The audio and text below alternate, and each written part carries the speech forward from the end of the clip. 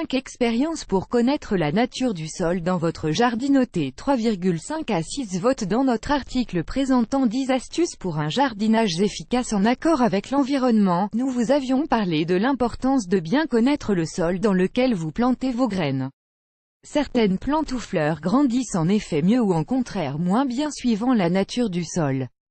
Certains sols sont assez riches naturellement et d'autres ont besoin qu'on leur donne un coup de pouce pour que les plantes poussent bien. Un sol aura besoin de compost moins régulièrement qu'un sol léger, mais en bonne quantité par exemple. Il peut néanmoins s'avérer difficile d'avoir cette information.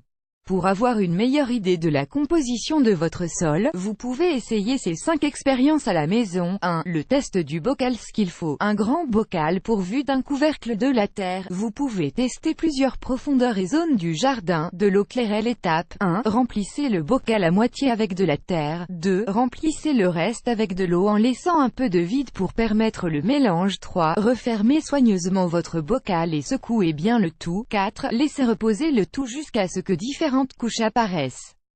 Comment ça marche? On peut observer différentes couches qui apparaîtront ou non suite à l'expérience. De bas en haut, le sable, avec du gros sable et des pierres, et peut-être une deuxième couche au-dessus avec du sable plus fin, le limon, l'argile, et les matières organiques qui y flottent, à savoir, une terre de couleur claire contient moins de matière organique qu'une terre très foncée.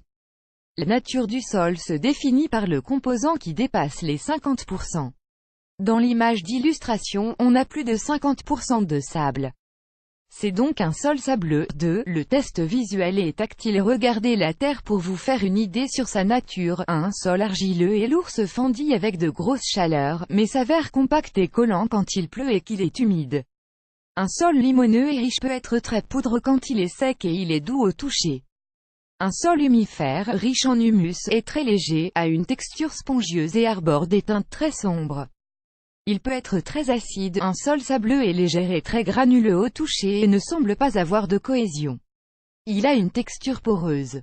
Un sol calcaire a un aspect crayeux et arbore des teintes claires, presque blanchâtres. Cette terre est très légère et caillouteuse. Page 1 sur 2 pages précédentes, 12 pages suivantes.